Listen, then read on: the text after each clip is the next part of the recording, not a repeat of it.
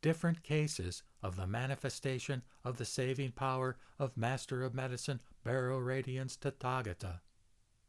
At that moment, the Bhagavat again declared to the youth Manjushri, "O Manjushri, there may be sentient beings who, without knowing the distinction between good and evil, cling only to craving and avarice, and who, without knowing about giving and its fruits, are foolish, without wisdom, and lack the roots of faith. They accumulate much wealth and treasure, and strive to protect it. When they see a beggar approaching, their minds are not pleased. If they are compelled to give, they feel pain, as if their own flesh had been deeply cut. Moreover, there are sentient beings with limitless greed and avarice. They amass much property, more than they need for their own use. How much less would they use it to give to their parents, wives, children, servants, and maids, or workmen or beggars who come? These beings, after their life is finished, will be born in the realm of hungry ghosts, or pretas, or of animals. But if in a past existence as a human being they overheard the name of Master of Medicine, Beryl Radiance Tathagata, even though they are now in an evil path, as soon as they think of this Tathagata's name, they will disappear from that place and will be reborn in the human realm of existence. They will obtain knowledge of their past lifetimes, or jatasmara. They will think of the suffering and the evil destinies with fear, and will no longer wish for worldly pleasure. They will like to practice compassionate giving, and will praise donors. They will not be stingy with anything that they possess. They will even be able to successively donate their own heads, eyes, hands, feet, blood, flesh, or any part of their bodies to whomever comes and asks them. How much more so will they be able to distribute all their other property? Moreover, Manjushri, there may be sentient beings who have broken the precepts, or sila, even though they have received various trainings from the Tathagata. There may also be those who, although they have not broken the precepts, have violated the regulations, or those who have not broken the precepts nor the regulations, but have denigrated correct views. There may also be those who have not denigrated correct views, but have abandoned the study of sutras preached by the Buddha and are unable to understand their profound meaning. There may also be those who have learned much, but because of their arrogance, their minds are obscured, and they think that they are right, while others are not. They eventually come to detest the right Dharma and become the companions of Mara. All these foolish persons are led by themselves to practice wrong views, and they also drive innumerable millions of sentient beings to the great pitfall of danger. All these sentient beings will go to the hells, or into the path of animals, or that of the hungry ghosts, and they will endlessly remain in transmigration. But if they are able to hear the name of Master of Medicine, Beryl Radiance Tathagata, they will immediately abandon their evil doings and practice the good Dharma, and they will not fall into evil paths. Even if they cannot abandon evil behavior or practice the good Dharma, those who have sunk into evil paths because of the majestic power of that Tathagata's former vows will be able to hear, just for a moment, the name of that Tathagata.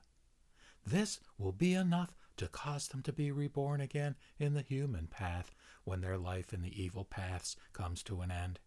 They will obtain the correct view, assiduousness in practice, and self-control in their aspiration.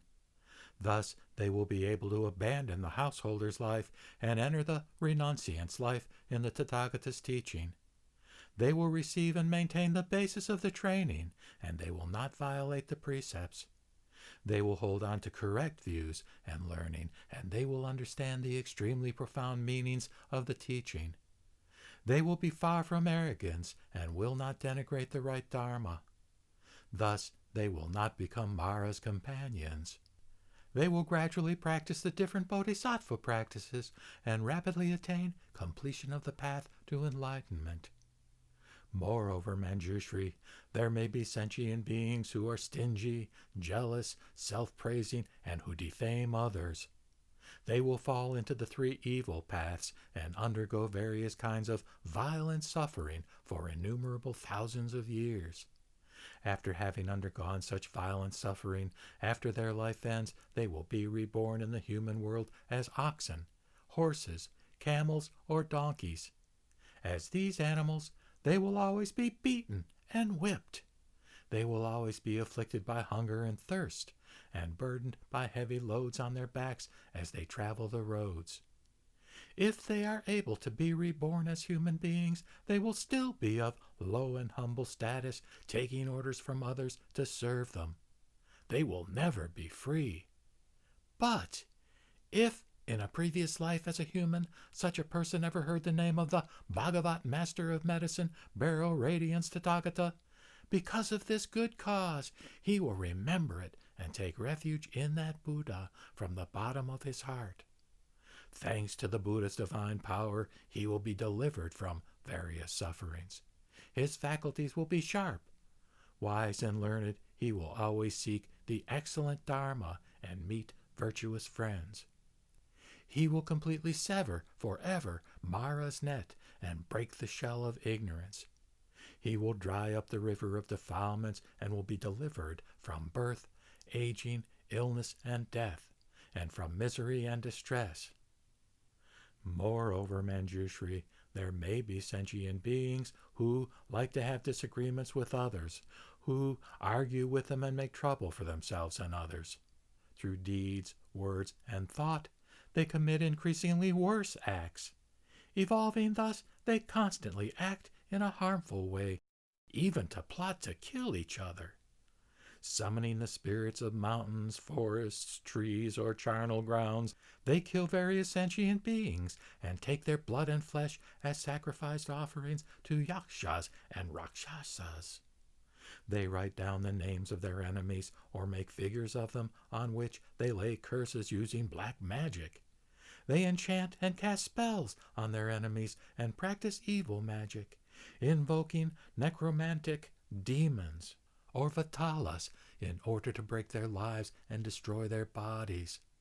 All such beings, if they are able to hear the name of this master of medicine, Beryl, Radiance, Tathagata, all their evil actions will be unable to harm others. They will turn their thoughts and produce the mind of compassion. They will think of benefit, peace, and joy for others. They will have neither malice nor resentment. Each will rejoice at what he receives and will be content with it. They will not encroach on each other, but will mutually make benefit. Moreover, Manjushri, there may be people of the four assemblies, bhikshus or monks, bhikshunis or nuns, upasakas or laymen, and upasikas or laywomen, and other sons and daughters of good family with pure faith, who are able to hold on to the precepts of eightfold purification. Having spent either 1 year or 3 months in religious retreat, they have maintained their training. By these roots of good, they vow to be reborn in the joyous realm of the West, or Sukhavati, the land of Amitayu's Buddha. Even if they listen to the right Dharma, but still remain unconvinced, these people, if they are able to hear the name of the Bhagavat, Master of Medicine, Beryl, Radiance, Tathagata, when their life comes to an end, will be visited by 8 bodhisattvas mounted on their supernatural power, who will show them the road to Sukhavati. Thus, they will at once be born spontaneously by transformation in that realm among many precious flowers of various colors. Or, based on this cause, some of them will be reborn in heaven, and even though they have been reborn in heaven, their former good root will not be exhausted, so that they will no longer be reborn in various evil paths. When their lifetime in heaven comes to an end, they will be reborn among humans as a wheel-turning king, or Chakravartin, governing the 4 continents with almighty majesty, establishing innumerable hundreds of thousands of sentient beings in the path of the 10 good deeds. Or some will be born in the family of a Kshatriya or a Brahmin, or in the family of a great householder who possesses great wealth and a storehouse that is always full. Their form will be beautiful. They will have a great retinue. They will be intelligent and wise. brave and intrepid like a great hero warrior.